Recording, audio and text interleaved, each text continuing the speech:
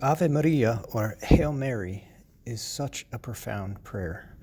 And whether prayed in a rosary or by itself, we can really get a lot out of it and give more with it if we understand a lot of the depth and beauty contained within the prayer, which is often overlooked. The first part of the prayer is actually straight from Scripture, about the first half of it, from the first chapter of Luke. And the very beginning of it is actually the words of God the Father to Mary when he's proposing his plan to her for our redemption, to be the Queen Mother, the mother of the Redeemer. And then, of course, the words of Saint Elizabeth to Mary, speaking when she's filled with the Holy Spirit. And the second half of the prayer was eventually just made up by the Church to complete the prayer. St. Louis Marie Grignon de Montfort says, "The salvation of the whole world began with the Hail Mary. Hence, the salvation of each person is also attached to this prayer." This prayer basically recalls, most of all, the Annunciation and the incarnation of the Word, which of course is really the beginning of our redemption being put into action. Let's look at the words of the prayer. It starts off, actually, if you look at what St. Gabriel said, he didn't technically say Hail Mary. He said, Kaire kikarito mene, which in Greek, the first word, kaire, translates very directly to hail. In fact, as a lot of Latin translates Greek very directly, the word in Latin ave, which we get hail, translates kaire very directly. It's a royal greeting. And how do we know that for sure? Well, in also biblical Greek, if you look at how else it's used in the New Testament, it's the same word that the soldiers used when they were mocking Jesus, when they put, their cape on him to mock him as King of the Jews and put the crown of thorns on him. They got down on their knees and they said Kaire or Ave, which literally means hail. It's a royal greeting. One of the reasons I like this painting by Botticelli so much is because the angel Gabriel is getting down on his knee before her, because now he is finally addressing his queen on behalf of God. That is, she who is to be the Queen Mother, foreshadowed in the Old Testament, the true Queen Mother, because she is the mother of the great King, the everlasting King. But the second word that he uses after Kaire is where it really gets interesting, because he doesn't say Maria, he says Kekarito mene. And that is the feminine aorist participle of the transformation verb to fill with grace. And what that means is, because biblical Greek is such a deep language, it really takes an entire paragraph to translate that into English. If you want to get really all of what that means, it literally means you feminine who have been filled with grace, the action of which was completed fully in the past, but the effects of which continue now and forever, because of the aorist tense, having forever transformed you, being a transformation verb, into the full of grace, the participle. And so, hail, you feminine who have been filled with grace, the action of which was completed fully in the past, but the effects of which continue now and forever, having forever transformed you into the full of grace. And he uses this in place of her name. One of my favorite verses from Scripture is from Revelation 2:17, where Jesus comes. He's talking about the end of the world and the final judgment and his coming in glory. And he says that to the victor, to he who overcomes, he will give the hidden manna. I won't go into what that means, but he also says, and I will give him the calculum candidum, or the like a dazzlingly bright, glorious white stone, this amulet around their neck. And he says, and on this stone is written a name which no other man knows, but who knows it? God knows it. And it's interesting because one of my favorite theologians and philosophers, Blessed John Duns Scotus, he says that represents the person's hetcheitas, that is, like their perfection, what makes them unique and individual, what makes them, not just human, but that individual, unrepeatable person, that is their essence. And that God has a name for that person. In the mind of God, he knows, he has a name for that essence. You know, you might be called John because you're named after your grandfather, or because your parents want you to be like that saint, and those are good and holy things. But it doesn't express the essence of who you are, of what makes you unique and unrepeatable in the mind of God and in reality. But God has a name for that. He has a word for that.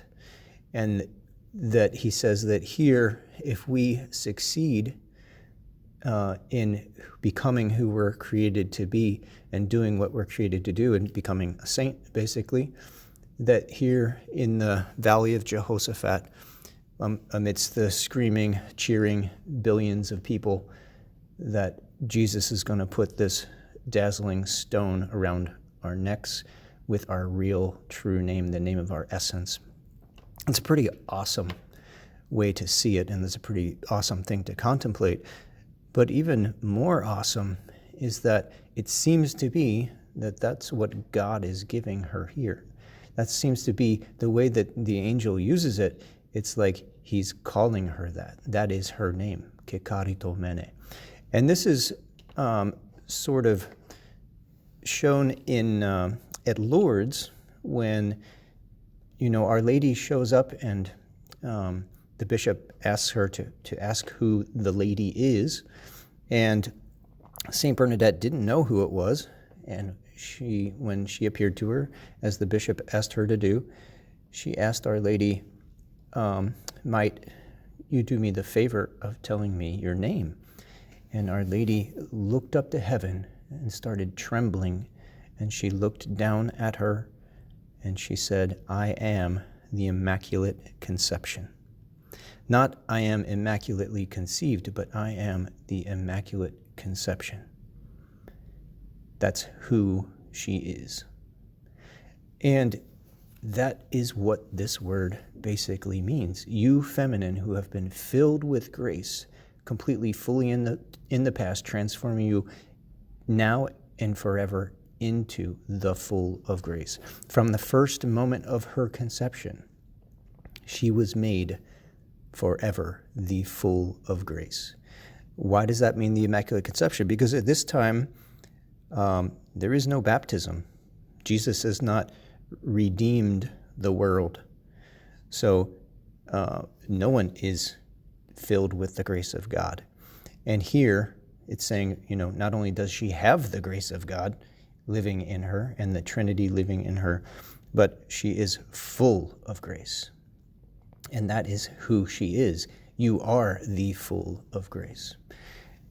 And that's why, St. Jerome translates this in Latin so succinctly but accurately, hail full of grace, because it's a good way to kind of summarize it. If we translated, every word with an entire paragraph, the Bible would be as big as your house. You couldn't really carry it around with you.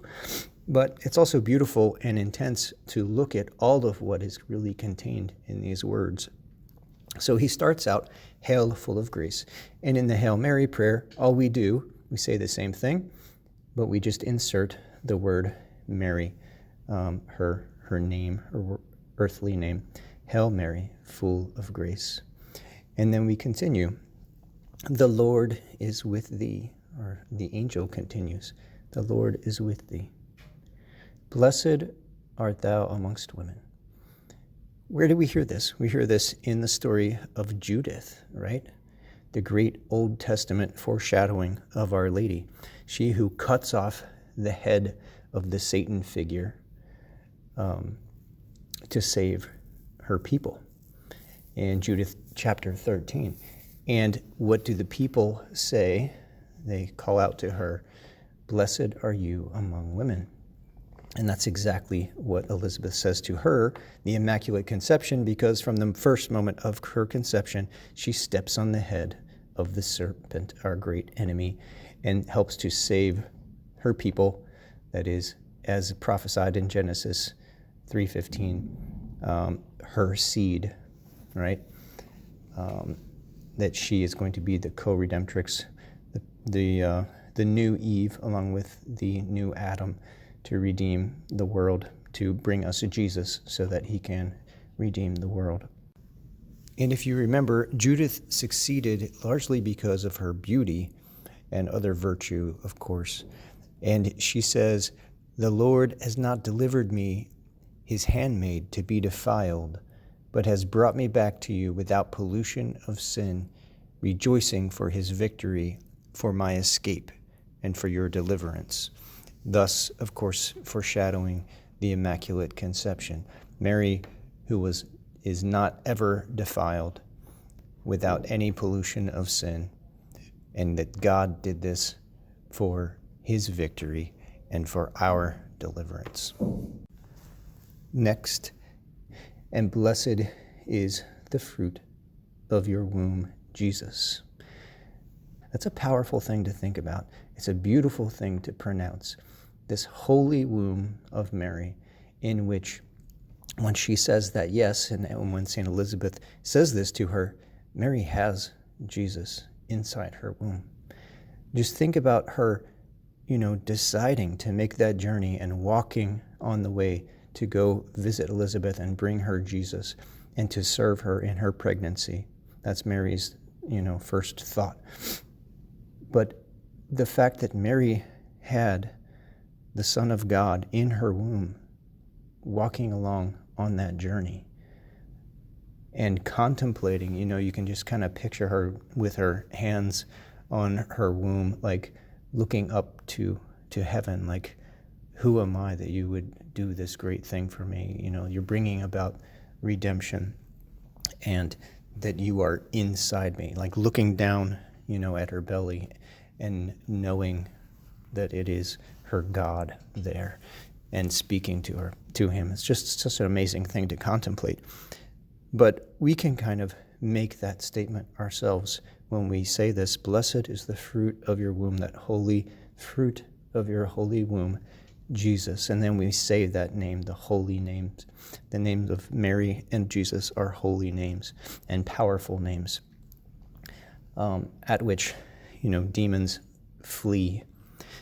The name of Jesus is meaningful, it's powerful.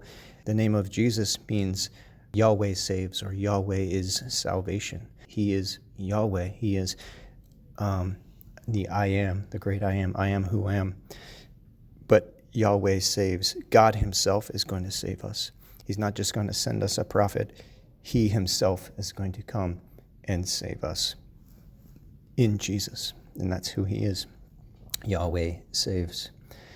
And it's powerful. People are healed at the name of Jesus. Demons are cast out with the name of Jesus. It's a holy name, and that's why St. Paul says, "At the name of Jesus, every knee shall bend, in heaven, on the earth, and under the earth." Even the demons painfully have to reverence the name of Jesus. And then we say, "Holy Mary." Unlike us, Mary is utterly holy, the all-holy one, the Panhagia, Mother of God. She is the Mother of God, and her Son refuses her nothing. Holy Mary, Mother of God and our Mother. Jesus gave us his mother. This is how amazing his mother is. He created his own mother, and he made her so powerful and so perfect and so pure and so loving. His first act was to take Mary as his mother on earth. That's his very first act. And his last act was to give his mother to us, to be our mother. And then he said, it is finished. It is accomplished. Consummatum est. So before that, he says, behold your mother. Mother, behold your son. So Holy Mary, Mother of God, pray for us sinners, now and at the hour of our death. Why at the hour of our death? Because at the hour of our death, that moment decides the rest of our eternity, either in hell or in heaven via purgatory or not. But that one moment, the state of our soul when we die, that's how it ends for us. So the devil is going to pull out everything he can to throw at us at that point. It's a very difficult time to be in, and he's going to try everything to gain our souls, everything to tempt us to despair, to tempt us to anger at God, whatever it might be. So we want Jesus and Mary at our side at that moment. There have been many, many miracles, people coming back from death who experienced judgment, who were condemned to hell, but then at the last second, Our Lady showed up because they had prayed Hail Marys devoutly and asked her for her help at the hour of their death very devoutly. And so Our Lady came at that moment and actually got a miraculous second chance for them and said, give them to me. And Jesus gave them to her. And she allowed them to come back to life and have a second chance. So trust in her. She is our mother. She wants to help us, but we have to reach out to her. We have to love her in return and start this relationship. Like any relationship on earth, you need to communicate. You need to spend time with each other. And this is how we can reach out to Mary with the Ave Maria, with the Hail Mary.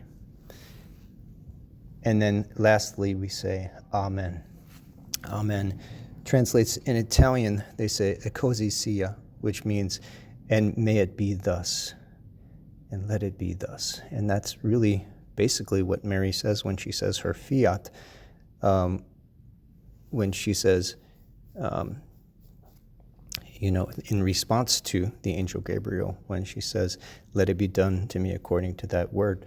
That's basically what Amen means. Let it be, may it be thus, let it be thus. So you're saying yes to God, let it be. You're trusting in him, putting yourself in his hands. Amen. And that's who Jesus says he is. In the book of Revelation, he calls himself the Amen because he lives to do the Father's will. He is the incarnate expression of the Father's will. The great Amen, and that's what we want to be. We want to put God's will into practice here on earth, bring his kingdom and glorify him, and most of all, in who we can become, and trust in him. Oremus pro invicem, Ave Maria.